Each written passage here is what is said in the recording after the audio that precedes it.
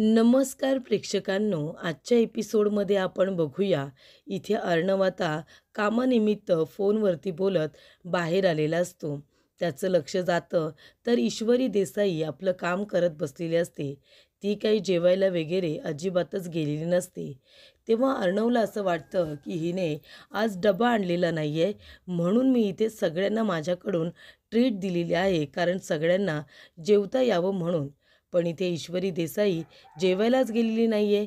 तिने मगाशी सगळ्यांच्या समोर इतक्या टाळ्या वाजवल्या आणि आता जेवायला न जाता इथे काम करत बसली आहे. तेव्हा इथे अर्णवला आता त्या गोष्टीचा राग येतो. त्याला असं वाटत असतं की मी इथे सगळ्यांना ट्रीट दिले, माझ्याकडून मी जेवण दिले आणि इथे ईश्वरी देसाई जेवायला न जाता इथे काम करत बसली आहे. आणि ईश्वरीसुद्धा इथे मनोभावे प्रामाणिकपणे आपलं काम करत असते. तेव्हा अर्णव तिच्याकडे बघतो. तो तिला खरं तर आता जाब विचारायला आलेला असतो. त्याला असं वाटत असतं की इथे मी फक्त तुझ्या एकटीसाठी एवढा सगळा घाट घातलाय आणि तुझ्यासाठी एवढं सगळं करूनसुद्धा तू मात्र जेवायला गेलेलीच नाही आहेस. त्याला राग येतो या गोष्टीचा. त्याला असं वाटतं की हिने डबा आणलेला नाही आहे, पण मी आता ट्रीट दिले म्हणून हिला मुद्दामून जेवायला जायचं नाही आहे, असा त्याचा गैरसमज होतो. तेव्हा अर्णव येतो आणि इथे ईश्वरीला विचारत असतो, "काय झालं? काय प्रॉब्लेम काय आहे तुझा? सांग ना, काय प्रॉब्लेम आहे?" तेव्हा ईश्वरी म्हणते, "काय झालं सर?" तेव्हा अर्णव म्हणतो, की "तू जेवायला का गेली नाही आहेस? सांग ना, आता तुला इथे मंथली अवॉर्ड हवा आहे, की तुला आता इयरली अवॉर्ड द्यायचा आहे कामाचा? इतकं काय काम करत बसली आहेस गं, की तुला आता एवढं काम करायचं आहे, की तुला त्याचा अवॉर्ड द्यायचा आहे?" तेव्हा ईश्वरी म्हणते, "सर काय बोलताय तुम्ही?" तेव्हा अर्णव म्हणतो, "नाहीतर काय? एवढं कुठलं काम आहे, जे तुला 1 तासाच्या आत, अर्ध्या तासाच्या आत पूर्ण करून मला द्यायचं आहे? अगं नंतरसुद्धा देऊ शकतेस ना. आता इथे कुणी आहे का? सगळेजण जेवायला गेलेत ना. मग तू का जेवायला गेलेली नाही आहेस? का तू इथे दिसतेस मला? बघ कुणी दिसतंय का इथे स्टाफ? नाही ना. सगळेजण जेवायला गेलेत. मग तू सुद्धा जेवायला जायला हवं होतंस ना. पण नाही, तू एकदा ठरवलंस की ठरवलंस. स्वतःच्या मनाचंच करायचं असतं ना तुला." त्यानंतर प्रेक्षकांनो, इकडे आता आपल्याला बघायला मिळतं की इथे आत्या, जयू आत्या काम करत बसलेली असते. तेव्हा राकेशने हे सगळं कांड केलेलं असतं. त्याने एका धूरवाल्याला बोलावलेलं असतं आणि धूरवालासुद्धा जयू आत्याच्या घराच्या समोरच उभा राहतो आणि घरामध्ये हवा तेवढा धूर सोडतो. कारण जयू आत्याला अस्थमाचा त्रास आहे आणि तिने इथे राकेशला सांगितलेलं असतं की अस्थमाचा त्रास आहे, म्हणून मला कधीही इथे अस्थम्याचा अटॅक येतो किंवा मला दम लागतो.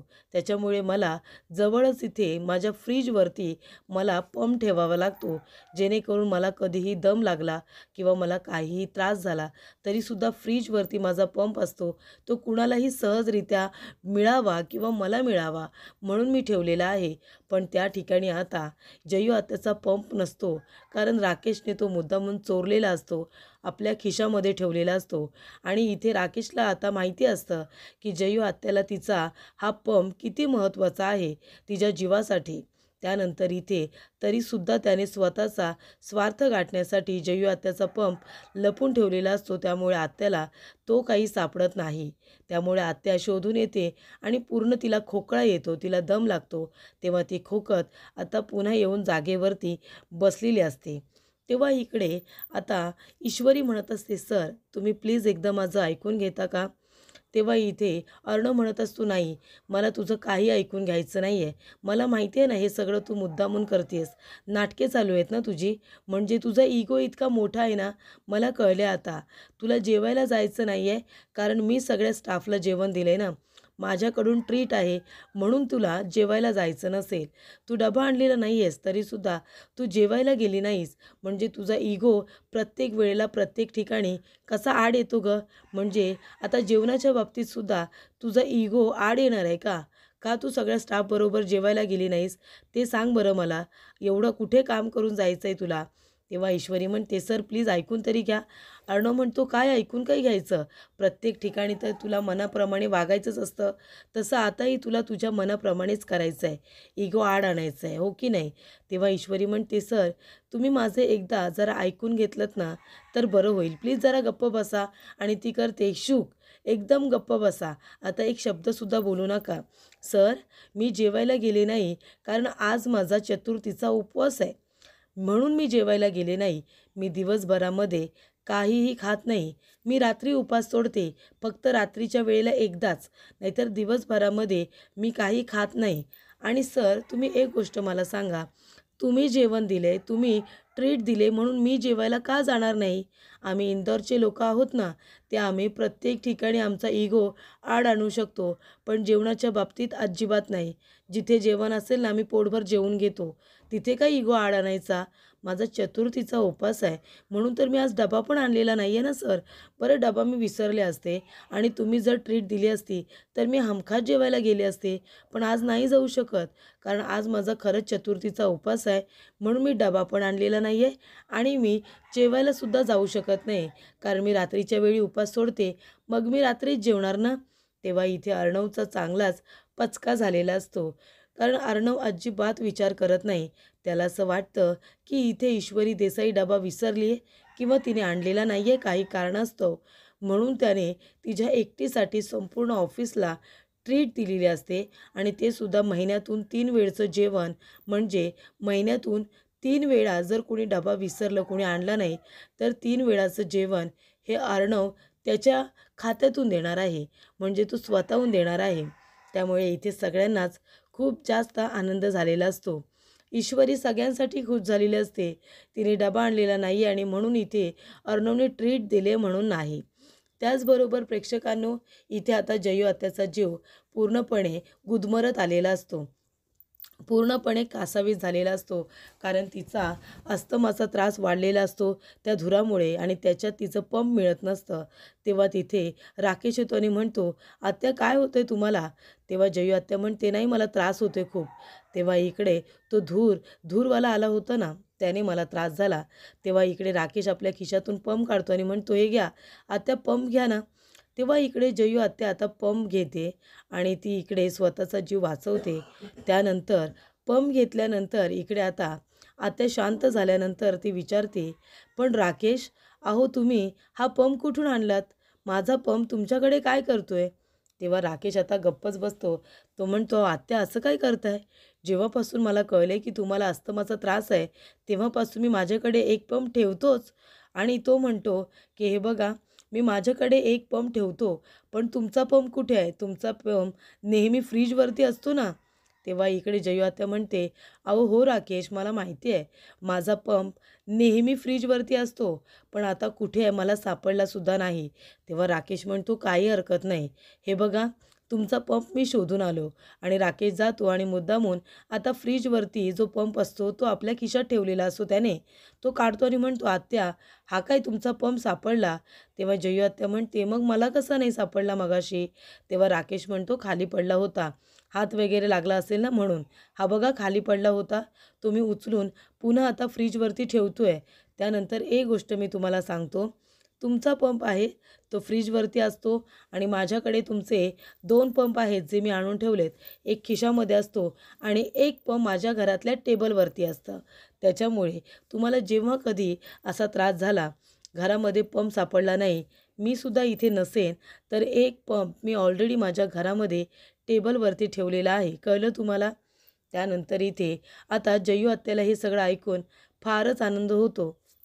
तेव्हा ईश्वरी म्हणत असते, सर तुमचं कसं आहे ना, म्हणजे तुम्ही माझं काही ऐकूनच घेत नाही. मी काय बोलते, काय म्हणणं आहे, हे तुम्हाला ऐकूनच घ्यायचं नसतं. उगाच माझ्यावरती ओरडता. माझ्यावरती ओरडून झाल्यानंतर मग तुम्हाला कळतं की कारण काय होतं ते. बरोबर की नाही? तेव्हा इकडे अर्णव म्हणतो, बरं बरं ठीक आहे, ठीक आहे, ठीक आहे. आता जास्त काही बोलू नकोस. तू तुझ्या कामाकडे लक्ष दे. घे घे, मला खूप घाई आहे. लवकर काम करायला घे आणि मला कंप्लीट करून लगेचच आणून दे. चला चला कामाला लागा, असं अर्णव आता म्हणतो आणि लगेच तिथून निघून जातो. तेव्हा ईश्वरी म्हणते, गणू बाप्पा काय करू ह्या माणसाचं? या माणसाला जरा सद्बुद्धी दे. नाही नाही देच, आता विनाकारण माझ्यावरती ओरडून गेले. तू कधी सद्बुद्धी देणार आहेस ना, ते सांग बाबा लवकर एकदाचा. त्यांना गरज आहे सद्बुद्धीची, असं आता ईश्वरी गणू बाप्पाला म्हणत असते. त्यानंतर इथे अर्णव येतो, आपल्या केबिनमध्ये चेअरमध्ये बसतो आणि डोक्यालाच हात लावतो आणि म्हणत असतो की काय गरज होती एवढी घाई करायची? काय गरज होती घाई करायची आणि एवढा टोकाचा निर्णय घ्यायची? तिचा उपवास होता म्हणून तिने डबा आणलेला नाही आहे आणि म्हणून ती जेवत नाही आहे.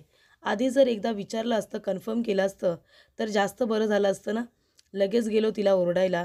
तेव्हा इकडे अर्णवलाच आता त्याच्या या वागण्याची लाज वाटत असते. त्यानंतर प्रेक्षकांनो इकडे जयू आत्या जेव्हा राकेशला म्हणते की राकेशजी, तुम्ही किती चांगले आहात हो खरंच. म्हणजे तुम्ही जेव्हापासून आमच्या शेजारी राहायला आलात ना, तेव्हापासून मला तुमचा खरंच खूप आधार वाटतो. तेव्हा इकडे राकेश म्हणतो, अहो आत्या, माझा आधार तर आहेच, तो सुद्धा आयुष्यभर. तुम्ही काळजी करू नका.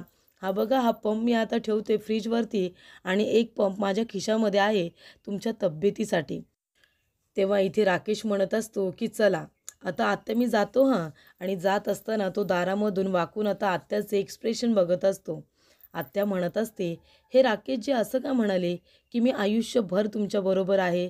म्हणजे याचा अर्थ माझ्या मनात जे आहे ते ईश्वरीबद्दल यांच्या मनातसुद्धा आहे का?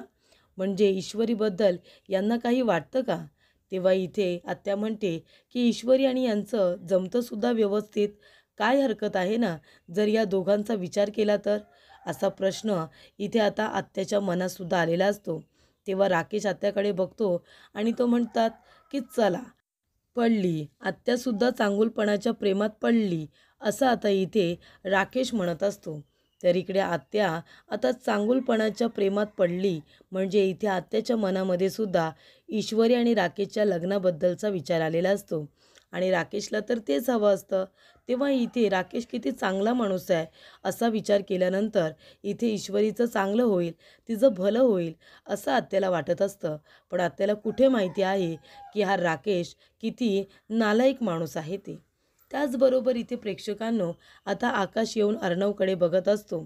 कारण जेव्हा ईश्वरी आणि अर्णव दोघेजणं बोलत असतात तेव्हा आकाशने त्यांचं सगळं बोलणं ऐकलेलं असतं आणि त्यामुळे इथे आकाशला कळलेलं असतं की अर्णवचा किती मोठा पचका झाला आहे ते. तेव्हा इकडे आकाश म्हणतो, दादा अरे काय हे, तू एवढी सगळ्यांना ट्रीट दिलीस, तुझ्याकडून एवढं जेवण दिलंस, पण सगळेजण जेवायलाच गेले नाही ना. तेव्हा अर्णव म्हणतो, असं काय बोलतोयस तू, सगळा स्टाफ जेवायला गेला होता की. तेव्हा आकाश म्हणतो, नाही रे, सगळा स्टाफ गेला होता, पण ज्या व्यक्तीसाठी एवढा तू घाट घातलास ती व्यक्ती तर जेवायलाच नाही गेली ना. तेव्हा इकडे आता आकाश असं बोलल्यानंतर अर्णव म्हणतो, हे काय बोलतेस तू, तुला तरी कळतंय का? तेव्हा इकडे आकाश म्हणतो, दादा अरे तू हे सगळं कुणासाठी केलंस? तेव्हा अर्णव म्हणतो, कुणासाठी? ईश्वरीने डबा नाही आणला म्हणून केलं होतंस ना. अरे पण ईश्वरी तर जेवायलाच गेली नाही. मग आता तू एवढं सगळं केलंस आणि ईश्वरी जेवायलाच गेली नाही, मग काय उपयोग झाला एवढा खर्च करून? एवढा खर्च तर वायाच गेला ना. तेव्हा अर्णव म्हणतो, तुला हल्ली जरा खूपच जास्त प्रश्न पडायला लागलेत, असं नाही वाटत का तुला? हे बघ, तू जा आणि तुझं काम कर. जा, परत जा आणि तुझं काम करत बस जा. तेव्हा इकडे आकाश म्हणतो, दादा अरे पण जे बोलतोय ते खरंच आहे ना, हल्ली तुला खूप प्रश्न पडतायत. असं का म्हणतोयस तू? मी जे काही बोलतोय ते बरोबरच आहे. कारण का, तू सगळ्यांना ट्रीट दिलीस ईश्वरीसाठी, पण तिचा तर उपवास होता म्हणून ती जेवायला गेली नाही, बरोबर की नाही? तेव्हा आकाश म्हणतो, चल गेटअप, उठ, चल उठ. आणि त्याला धक्का देऊन म्हणतो की जा, आता काम कर जा तुझं. नको त्या वेळेला नको ते बोलतो, असं म्हणून आता अर्णव आकाशला तिथून जायला सांगतो.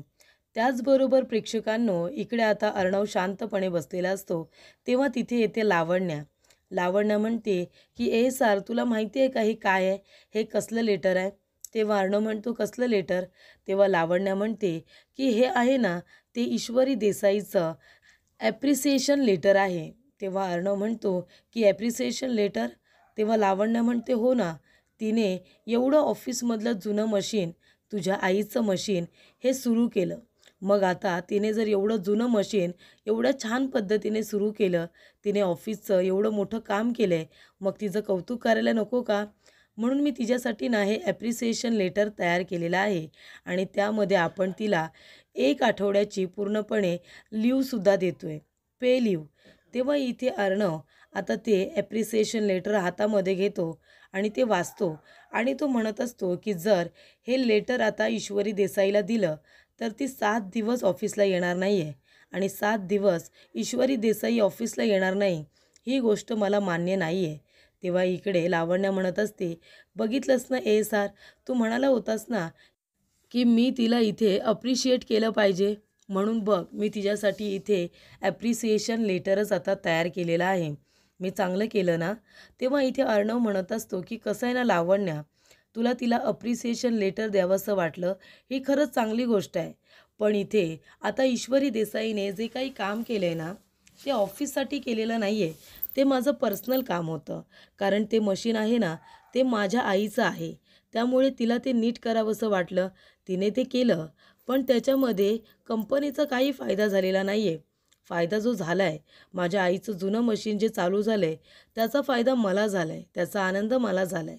त्यासाठी तू तिला अप्रिशिएट करायची गरज नाही आहे. आणि ऑफिससाठी काहीतरी केलं आहे म्हणून तिला 7 दिवसांची सुट्टीसुद्धा द्यायची गरज नाही आहे. जर तिला काही द्यायचंच असेल, तिला थँक म्हणायचंच असेल, ते मी करणार. कारण का फायदा कुणाचा झाला आहे? माझा. जुनं मशीन जे आहे आईचं, ते माझ्या आईचं मशीन आहे. ते सुरू केल्यानंतर तिचं कौतुक व्हायला पाहिजे.